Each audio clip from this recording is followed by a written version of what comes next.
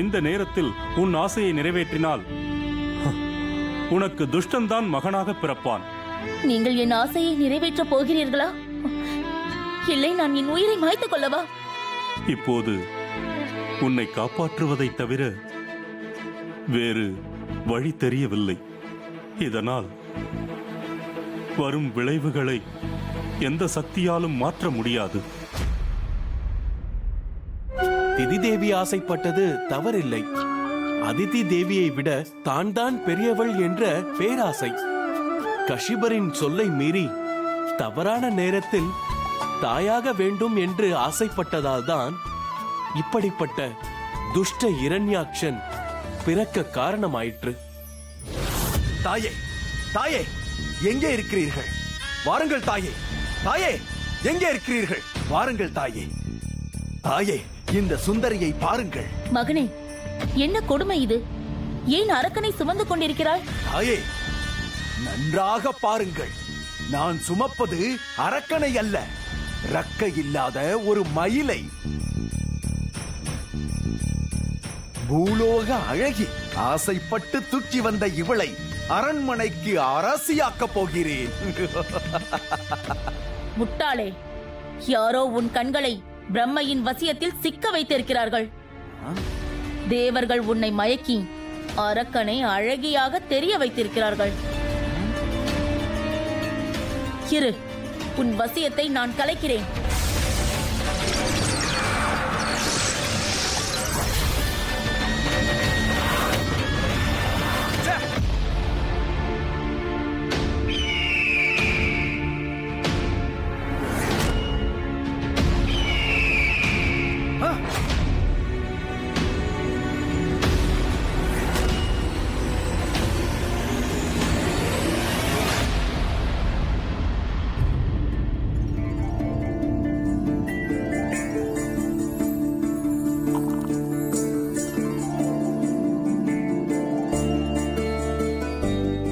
சுவாமி, நான் காயை நகர்த்தி விட்டேன். உங்கள் காயை காப்பாற்றிக் கொள்ளுங்கள்.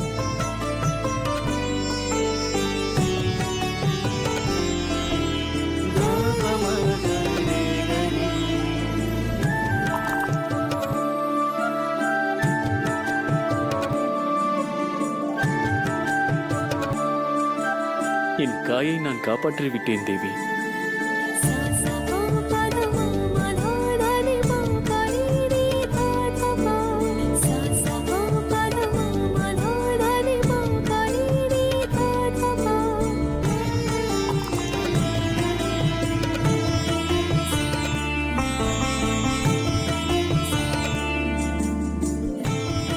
பார்த்தீர்களா சுவாமி, உங்கள் காய் வெட்டப்பட்டது. விளையாட்டில் நான் தான் வெற்றி பெற்றேன். ஒப்புக்கொள்ளுங்கள். உண்மைதான், வென்று விட்டீர்கள். என் வாழ்த்துக்கள்.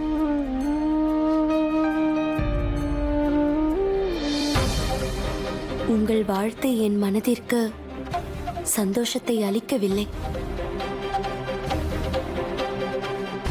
ஏன்? கணவனை வென்றுவிட்டோமே என்ற கவலையா? இல்லை சுவாமி, உங்கள் கவனம் விளையாட்டில் இல்லை. அப்படி இருந்திருந்தால் நான் ஜெயித்திருக்க முடியாது. உங்கள் சிந்தனை எங்குள்ளது என்று தெரியாமல் நான் எப்படி சந்தோஷப்பட முடியும்? தேவி, உங்கள் எதிரிலேயே இருந்து விளையாடிய போதும் ஏன் இந்த சந்தேகம்? நீங்கள் எதிரில் இருப்பது எவ்வளவு உண்மையோ, உங்கள் கவனம் இங்கு இல்லை என்பதும் அந்த அளவிற்கு உண்மை. இது உங்கள் பிரம்மை தேவி. இன்று நீங்கள் நன்றாக விளையாடினீர்கள். அதனால் என்னால் உங்களை தோற்கடிக்க முடியவில்லை. இருந்தாலும் அடுத்த தடவை வெற்றி பெற பார்ப்பேன்.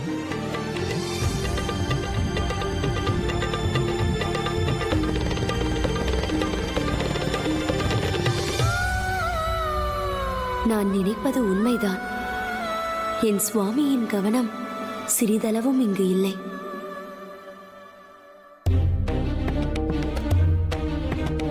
பக்ஷிராஜா, கருடா,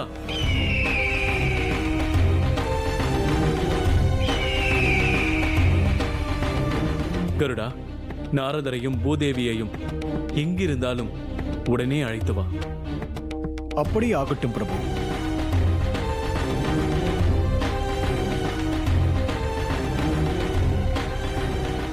தேவி லக்ஷ்மி, என்னிடம் பேச வேண்டும் என்று சொல்லி அனுப்பினாயா? ஏதாவது முக்கியமான விஷயமா? அந்த செய்தி முக்கியமா இல்லையா என்பது தெரியவில்லை. என் கவலையை உன்னிடம் சொல்லவே அழைத்தேன். கவலையா? அனைவருக்கும் மனநிறைவு தரும் லக்ஷ்மி தேவியின் மனதில் கவலையா? அது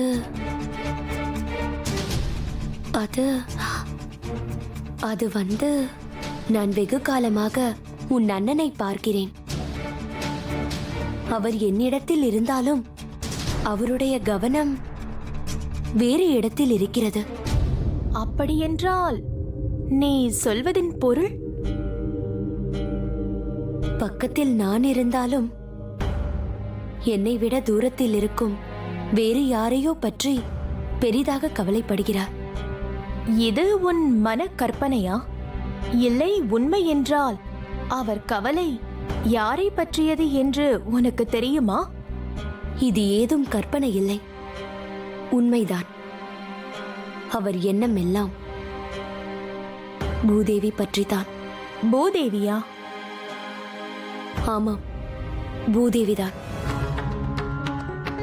பூதேவி என்ற பெண் ஏதோ கஷ்டத்தில் இருக்கிறாள். அவளுக்காக உன் அண்ணன் என்னிடம் என்ன கேட்டார் தெரியுமா? ஒருவேளை நம் வைகுண்டத்தில் ஒரு பெண்ணுக்கு அடைக்கலம் கொடுக்க வேண்டிய சந்தர்ப்பம் வந்தால் சம்மதிப்பாயா என்று கேட்டார். அதற்கு நீ சொன்ன பதில்? நான் என்ன பதிலை சொல்வது? பூதேவி எங்கே இருக்கிறாள்? உன் அண்ணன் கருட தேவனுடன் பேசுவதை கேட்டேன். அப்போது பூதேவி நாரதருடன் இருக்கிறாள் என்பது தெரிந்தது. பூதேவி யார்? அவள் என்ன சங்கடத்தில் இருக்கிறாள் என்பது நாரதருக்கு நிச்சயமாக தெரிந்திருக்கும். நீ இதற்காக அவசரப்படாதே. அவர் பக்தர்களுக்காக கவலைப்படுவது யதார்த்தமானது. பொறுமையாக இரு.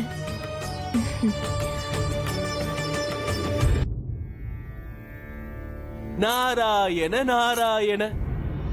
என் பிரபுவின் தரிசனத்திற்காக வந்தால் அதற்கு முன் ஐஸ்வர்யத்தின் அரசியான தாய் லக்ஷ்மி தேவியும் சக்தி சொரூபியான பார்வதி தேவியும் இங்கு இருக்கிறார்கள். இருவரையும் ஒன்றாக பார்த்ததில் மகிழ்ச்சி. நாரதரே, உங்களுடைய வருகை எங்களுக்கும் மகிழ்ச்சிதான். ஆமாம், இருவரும் உங்களைதான் நினைத்தோம். நீங்களே வந்து விட்டீர்கள். அப்படியா? என்னை நினைத்துக் கொண்டிருந்தீர்களா?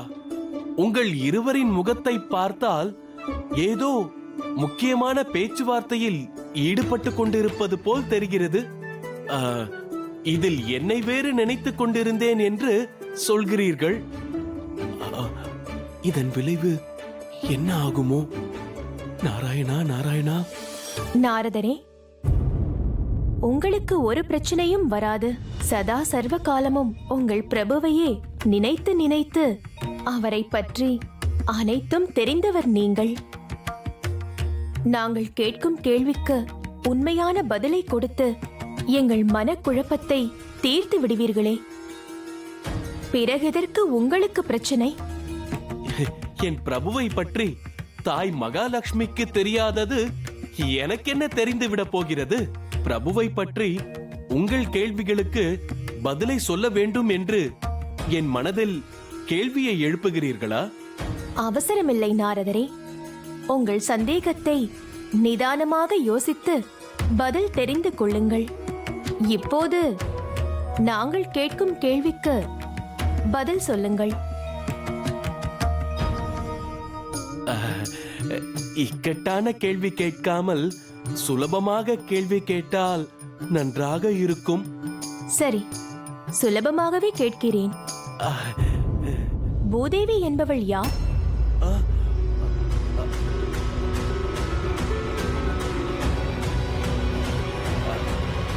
வந்துவிட்டீர்களா நாரதா? ஏன் இவ்வளவு தாமதம்? நமோ நாராயணா, நமோ நமக, நமோ நமக. கருடன் செய்தியை சொன்னவுடன் நான் உடனே கிளம்பி வந்து விட்டேன்.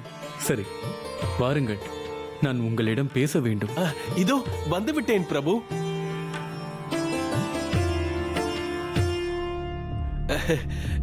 தேவியர் மன்னிக்க வேண்டும், வந்த வேலையை முதலில் முடித்துக் கொள்கிறேன். பிரபுவிடம் பேசிவிட்டு வருகிறேன். அப்பா, நல்ல வேலை. பதில் சொல்லி எங்கு மாட்டிக்கொள்வேனோ என்று பயந்தேன். பிரபு என்னை காப்பாற்றி விட்டார்.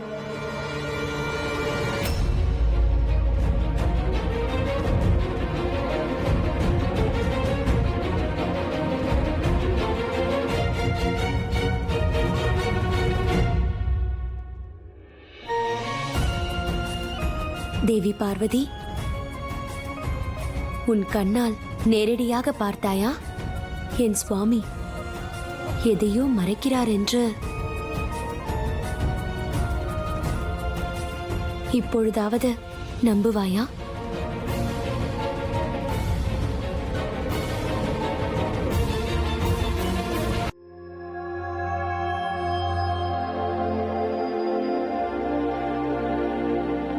நாரதா, சொல்.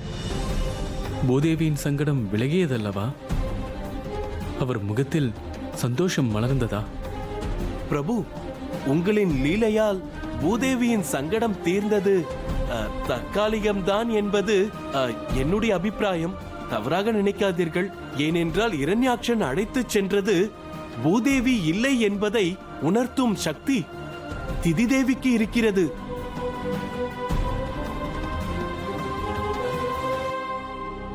அது தெரிந்தால் உண்மை உணர்ந்த இரணியாட்சன் மீண்டும் பூதேவிக்கு பிரச்சனை கொடுக்க வருவான் தானே?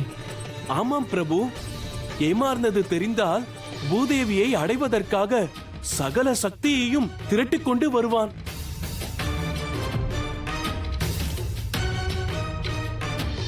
ஆமாம் நாரதா, பூதேவிக்கு இனிமேல்தான் பெரிய பிரச்சனை வரப்போகிறது.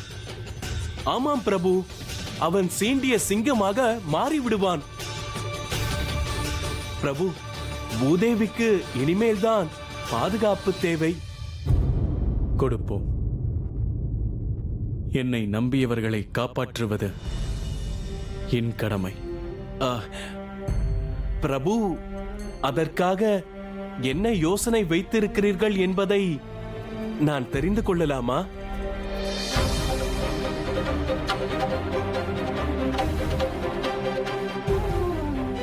இப்போதைக்கு பூதேவிக்கு பாதுகாப்பான இடம் என்பது நான் இருக்கும் இடம் மட்டுமே.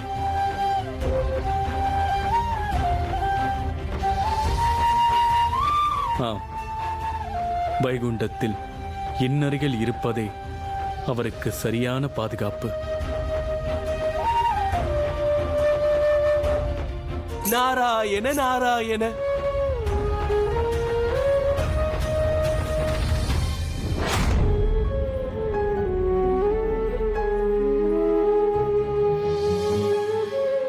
பூதேவி என் சுவாமி அருகில் இருந்தால் நான் எங்கே இருப்பது?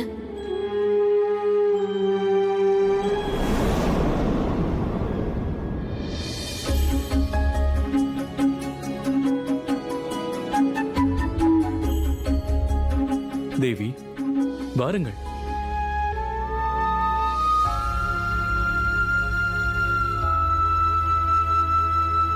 சுவாமி, உங்கள் சிரிப்பு அழகாக இருக்கிறது. ஆனால் இது வழக்கமான சிரிப்பாக தெரியவில்லையே. கொஞ்சம் உண்மை குறைவாக இருக்கிறது. நீங்கள் சொல்வதின் அர்த்தம் புரியவில்லையே. நான் பொய்யாக சிரிக்கிறேன் என்று நினைக்கிறீர்களா? முற்றிலும் பொய் என்று சொல்லவில்லை. சிரிப்பில் மகிழ்ச்சி மாத்திரம் இருக்காது, சில நேரங்களில் கவலையும் தெரியும். மறைப்பது தெரிந்து விடுமோ என்ற கவலை. அது எதிரில் இருப்பவர்களுக்கு புரியும். நான் ஏதாவது மறைப்பதாக நினைக்கிறீர்களா? என்னிடம் சொல்ல முடியாமல் கவலைப்படுவதாக நினைக்கிறேன். உங்கள் கவலை பூதேவியை பற்றித்தானே? அதற்காகத்தானே நாரதரிடம் பேசினீர்கள்? ஆமாம், பேசினேன். இப்போதாவது என்னிடம் உண்மையை சொல்லலாமே. கூடவே இந்த கேள்விக்கும் பதிலை சொல்லுங்கள். அந்த பூதேவிக்கு அடைக்கலம் தர வேண்டும் என்று ஏன் நினைத்தீர்கள்? காரணம் இருக்கிறது. பெரும் இன்னலில் இருக்கும் பூதேவியை காப்பாற்றும் பொறுப்பும் கடமையும் எனக்கு இருக்கிறது. பூதேவியை நான் காப்பாற்றாவிட்டால் அது மனித குலத்திற்கே ஆபத்து.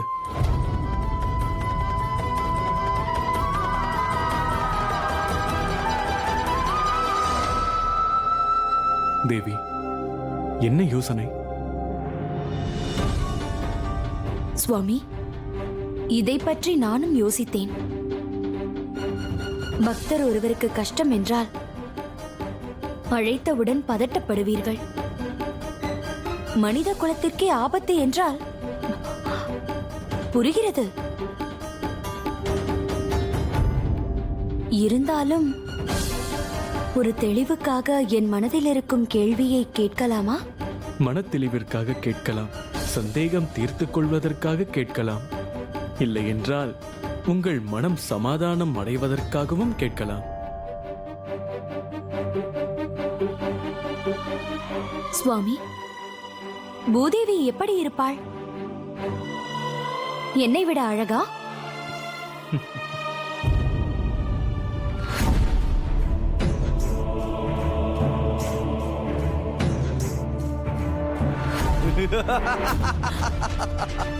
இரணியாட்சன் துஷ்டன் திரும்பி வந்து விட்டானே. இந்த வேரை கொண்டு என்னை கைது செய்து விட்டான். அன்று என்னை காப்பாற்ற நாரத முனிவர் இருந்தார். இன்று யாரும் இல்லை. நான் என்ன செய்வது?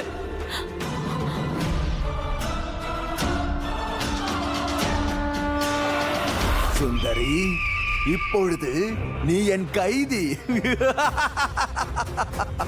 அன்று புலியை பார்த்த மான் போல மிரண்டாய் தப்பித்து ஓடினாய். இப்பொழுது என்ன செய்வாய்? கால் உடைந்த மானாக இந்த காட்டு புலியிடம் அகப்பட்டு கொண்டாய்.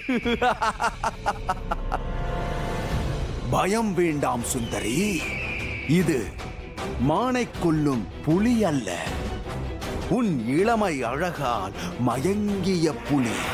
அப்படி என்றால் நீ என்னை கொன்றுவிட மாட்டாயே? சுந்தரி, உன்னை கொல்வதா? பாதாள லோகத்தின் பட்டத்து ராணியாக்கி உன்னை சந்தோஷமாக வாழ வைக்கப் போகிறேன். நீங்கள் என்னை தொட்டதும் என் உடலை விட்டு உயிர் போய்விடும். உயிரற்ற உடலுக்கு எப்படி சந்தோஷத்தை கொடுக்க முடியும்? எதற்கு இந்த அமங்கல பேச்சு? நான் தொட்டவுடன் நீ இறக்க.